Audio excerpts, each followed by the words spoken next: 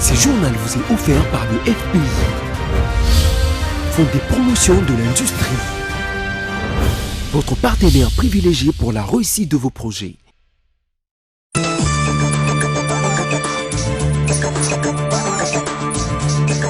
Nouvelle semaine, nouvelle édition d'informations sur BSC TV. Mesdames, Messieurs, voici le sommaire.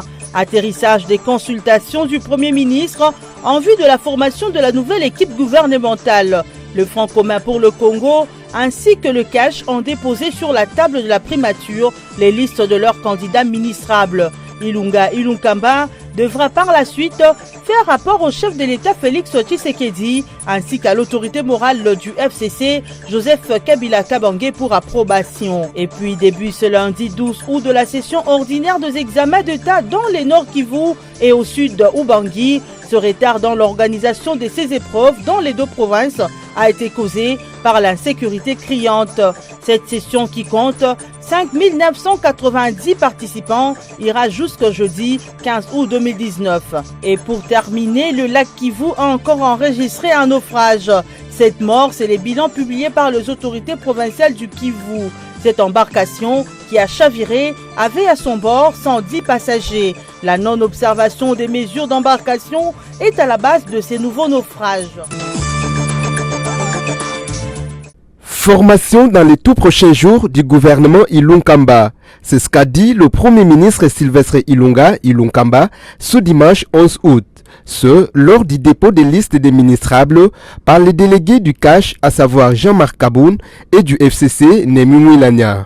Nous sommes sur la bonne voie pour que, dans les prochains jours, le gouvernement de coalition prenne forme.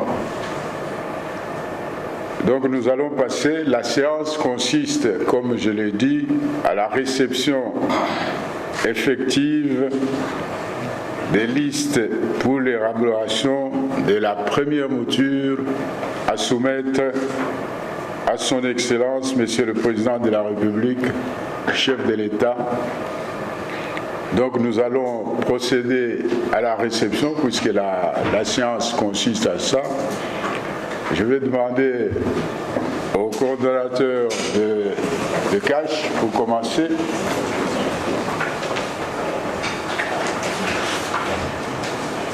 Merci beaucoup. Merci beaucoup. Merci. Je viens de même au coordonnateur FCC. Je vais commencer par CACH parce que pour des raisons évidentes que vous connaissez. Merci. Merci beaucoup. Merci beaucoup. Et on peut quand même applaudir. Le Premier ministre, qui a débuté avec les consultations relatives à la formation de son gouvernement le mercredi 7 août 2019, devra à présent faire rapport aussi bien au président de la République Félix Tshisekedi qu'à l'autorité morale du FCC Joseph Kabila pour leur approbation. Le quota du regroupement politique AFDCA au sein du gouvernement Ilunkamba revient à l'AFDCA resté fidèle à Joseph Kabila et non à celui des dissidents fidèles à Bahati Lukwebo. Cette précision est du vice-président de ces regroupements et secrétaire général du parti AFDC, Patrick Djanga. Réagissant aux propos de Valentin Vangui, rapporteur du Sénissa, qui a déclaré que le quota de l'AFDCA revient à Bahati Lukwebo, Patrick Djanga recadre et précise que la position du Sénissa est partisane. Je confirme que pour nous, la prise de position telle que communiquée hier du Sénissa, elle est tout à fait partisane. Partisane puisque le président du Sénissa le sait bien. Il a été contacté par le sénateur Modeste Bahati Lukwebo pour faire la médiation. Pendant qu'il voulait nous rencontrer, M. Bahati a porté l'affaire en justice. C'est ainsi que le président Olengakoy a suspendu sa médiation. Mais depuis lors, il n'y a plus rien. Aujourd'hui, on apprend qu'il y a une prise de position du CESA. Cela nous tique, puisqu'ils n'ont aucun élément du dossier, sinon le son de cloche de M. Bahati. Des deux. Quand M. Valentin Vangui parle, Il parle en tant qu'acteur de la société civile, en tant que membre du CENSA ou quoi? Parce que vous savez, la position du CENSA ne peut être exprimée qu'à l'issue d'une plénière de cette institution. Or, à ma connaissance, depuis le mois de mars, lorsqu'on a convoqué une tripartite dont on attend la clôture jusqu'à ce jour, il n'y a pas eu plénière. Si Bahati Lukwebo veut un quota, quitte à lui de revenir au FCC pour en bénéficier, sinon, le réclamer en dehors de la plateforme de Joseph Kabila ne relève que de la pure escroquerie. Il appartient à monsieur le sénateur, que je respecte bien, Bahati Lukwebo, de revenir à la raison. Qu'il revienne au FCC. On va continuer dans la famille, puisque vous savez, et le bureau qui est sur Willery, et la campagne de nos candidats, mais c'était payé par le chef de l'État, autorité morale du FCC. Et quand on était sur le terrain, c'est l'image de Kabila que nous étions en train de véhiculer.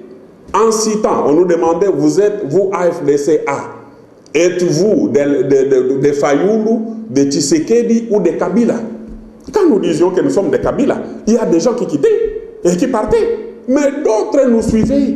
Ils disaient, puisque vous êtes de Kabila, voilà pourquoi nous allons voter pour vous. Et ces gens ont voté et nous avons dégagé une majorité. De là, le lendemain, 3-4 mois après, dire que nous ne sommes plus de Kabila, qu'est-ce que cela veut dire? C'est de l'escroquerie politique que nous devrions éviter. Démarrage de la session ordinaire de l'examen d'État 2019, c'est lundi 12 août dans la province du Nord Kivu et au sud Ubangi. Annoncé par le ministre de l'Enseignement primaire, secondaire et professionnel EPSP, Emery Okunji, cette session spéciale d'examen d'État se tiendra dans ces deux provinces éducationnelles du lundi 12 au jeudi 15 août courant. Un total de 5 990 finalistes sont entendus dans ces deux provinces dans les 16 centres retenus, ce qui représente une moyenne de 375 candidats par centre. Pour Emery Okunji, le Centre national d'organisation de l'examen d'État a enregistré 5 897 inscrits dans le province éducationnelle du Nord Kivu 2 et 2,93 candidats dans le sud Ubangi. Il a ajouté que toutes les mesures sont prises pour que ces épreuves se déroulent dans de bonnes conditions. Rappelons que c'est dû à l'insécurité qui a régné dans ces deux provinces que les élèves de ces parties du pays n'ont pas passé ces épreuves en même temps que les élèves d'autres provinces du pays du 24 au 27 juin 2019. Les affrontements entre pygmées et gardiens du parc national de Kahuzi-Biega se poursuivent. Le pygmée, considéré comme le premier habitant de la RDC, tient à regagner la forêt. Ce dernier ont pris d'assaut une partie du dit parc qu'ils considèrent comme leur propriété. Le partenariat pour la protection intégrée, PPI en sigle, s'inquiète de l'ampleur que prend cette affaire. Il a notifié au ministère de l'Environnement. Ces conflits risquent de déboucher sur un conflit intercommunautaire si ce n'est pas bien géré, s'est exprimé le chargé de programme du PPI. Pour sa part, le chargé des communications du parc national de Kahuzi-Biega parle d'une milice des pygmées en place pour déstabiliser la garde du parc. Saisi, le ministre provincial de l'Environnement envisage une solution à cette crise, une table ronde réunissant le garde de Kahuzi-Biega, la communauté locale et les pygmées est proposée comme moyen efficace de sortie de la dite crise. Les pygmées ne sont pas prêts à baisser le bras, ils ne jurent que par la récupération de ces parcs. Dans le cas contraire, ils demandent à l'État congolais de les indemniser.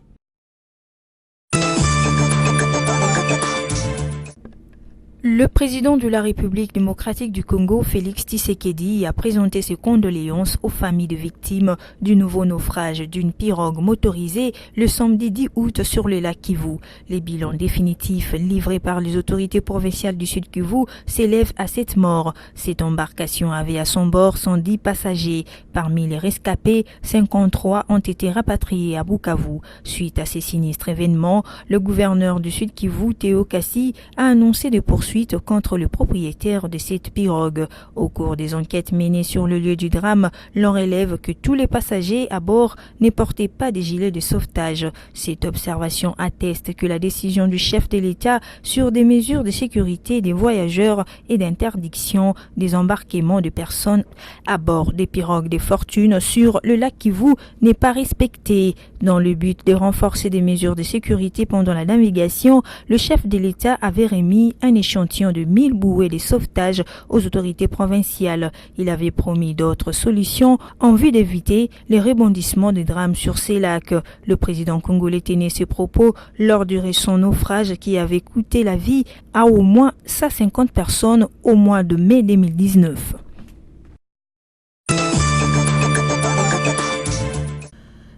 $1,8 américains ont été disposés pour scolariser 25 400 enfants qui ont abandonné les chemins de l'école suite à la crise qu'a connue les territoires de Djungu dans la province de l'Ituri, a affirmé l'UNICEF. Cette somme est disponibilisée pour exécuter divers projets dans cette zone, notamment les travaux d'infrastructures scolaires détruites par des miliciens, a expliqué le samedi 10 août le commissaire provincial en charge des affaires humanitaires. Il s'y est de noter que les activités prévues sont, entre autres, non seulement l'organisation de cours de récupération pour 4000 enfants hors système scolaire pour faciliter leur réintégration, mais aussi la tenue des séances des cours de rattrapage pour 7500 enfants en retard scolaire, a martelé Stefano Sangali, chef de projet CERF, s'exprimant sur des raisons en vertu desquelles on a débloqué ces fonds. Selon les critères de sélection, chaque enfant doit avoir le droit d'étudier. On prend en considération les enfants déplacés et les enfants avec handicap par rapport à l'inclusion, les enfants orphelins, les enfants autochtones aussi qui sont en train de souffrir par rapport à ces conflits, ainsi que des surcroîts, déclaré Stefano Sangali.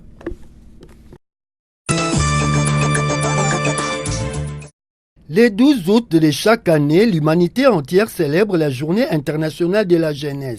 Transformer l'éducation, tel est le thème choisi pour célébrer ce 12 août de cette année, la Journée internationale de la jeunesse.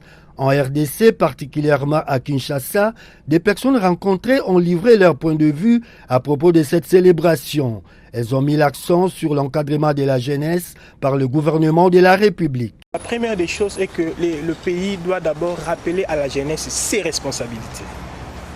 Premièrement, ses rôles. Deuxièmement, et troisièmement, le pays doit rappeler à la jeunesse sa place présentement et dans les jours à venir. Et aussi, le pays doit présenter à la jeunesse les projets qu'il a pour conduire cette jeunesse à porter ses responsabilités présentes et à venir. Jeunesse, vous êtes d'abord responsable de votre propre vie en tant qu'individu. Personnellement, vous-même, vous devez savoir qu'est-ce que vous devez faire, quelle est votre part de responsabilité pour le développement de notre pays.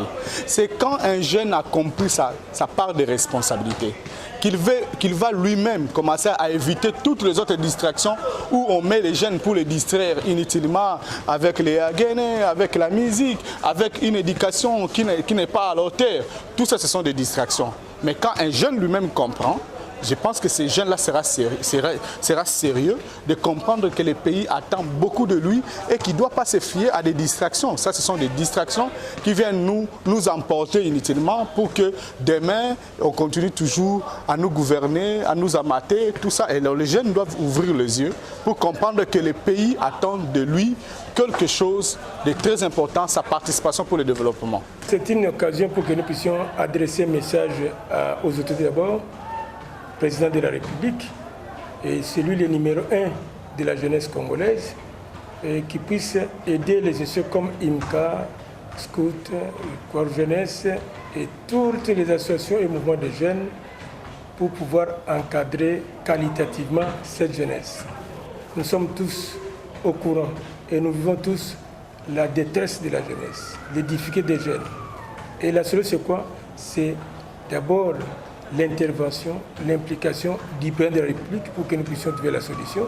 Et ensuite, il y a l'intervention du gouvernement. Je pense que l'actuel ministre qui est en train de construire le gouvernement pourra prioriser les problèmes de la jeunesse. Et la jeunesse est en train de souffrir à beaucoup de difficultés. Vous avez des chômeurs, vous avez des pauvres, vous avez des vulnérables dans cette catégorie de la population. Ça nécessite la bonne gestion de la jeunesse par le gouvernement parce qu'au sein du gouvernement, nous aurons un ministre de la jeunesse qui aura la charge de gérer cette jeunesse.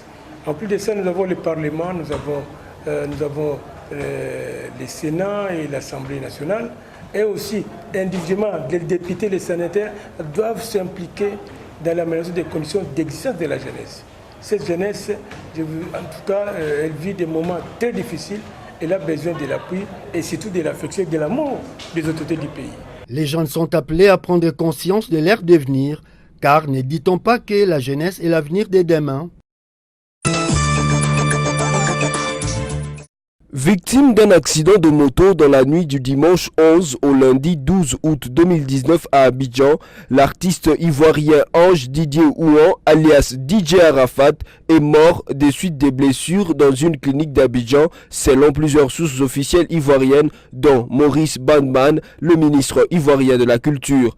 La star du coupé-décalé est décédée lundi 12 août à la polyclinique de Deux Plateaux à Abidjan.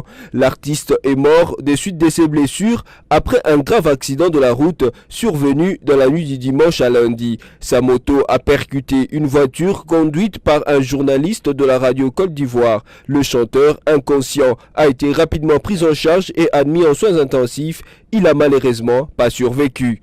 Deux ministres du gouvernement ivoirien qui se sont rendus au chevet de l'artiste ont confirmé le décès à Jeune Afrique, de même qu'un haut fonctionnaire en poste à Abidjan. L'information a par ailleurs été confirmée sur les antennes de la RTI, la chaîne publique ivoirienne, dans sa grande édition du journal. C'est ainsi que s'achève l'histoire du DJ Arafat sur la terre des vivants, que la terre de ses ancêtres lui soit douce et légère.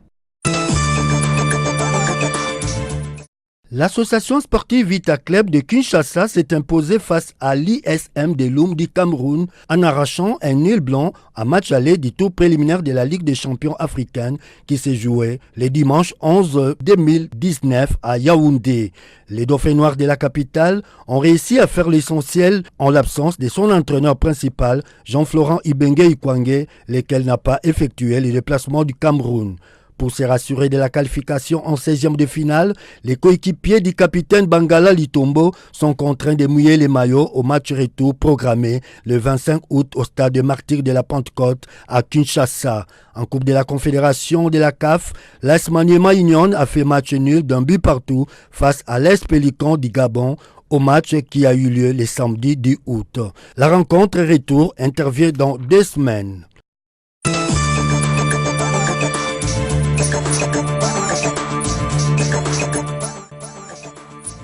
Tout est bien qui finit bien. Avant de vous dire au revoir, rappelons les titres. Atterrissage des consultations du Premier ministre en vue de la formation de la nouvelle équipe gouvernementale. Le Front commun pour le Congo ainsi que le CACH ont déposé sur la table de la primature les listes de leurs candidats ministrables. Ilunga Ilunkamba devra par la suite faire rapport au chef de l'État Félix Tshisekedi ainsi qu'à l'autorité morale du FCC Joseph Kabila Kabange pour approbation. Et puis début ce lundi 12 août de la session ordinaire des examens d'État dans les Nord Kivu et au sud de Ubangi. Ce retard dans l'organisation de ces épreuves dans les 2 provinces a été causé par l'insécurité criante. Cette session qui compte 5 990 participants ira jusqu'au jeudi 15 août 2019. Et pour terminer, le lac Kivu a encore enregistré un naufrage. Cette mort, c'est le bilan publié par les autorités provinciales du Kivu. Cette embarcation qui a chaviré avait à son bord 110 passagers. La non-observation des mesures d'embarcation est à la base de ces nouveaux naufrages. Ainsi donc s'achève ce journal. Merci à vous tous de l'avoir suivi. Restez branchés sur BIC TV car les programmes continuent.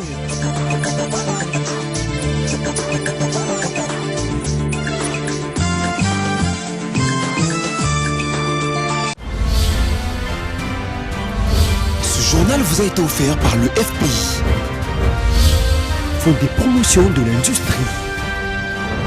votre partenaire privilégié pour la réussite de vos projets.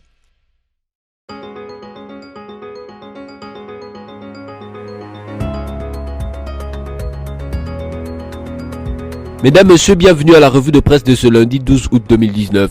Commençons avec Congo Virtuel qui titre « Détournement au gouvernement, les précisions omises par Kapiamba ».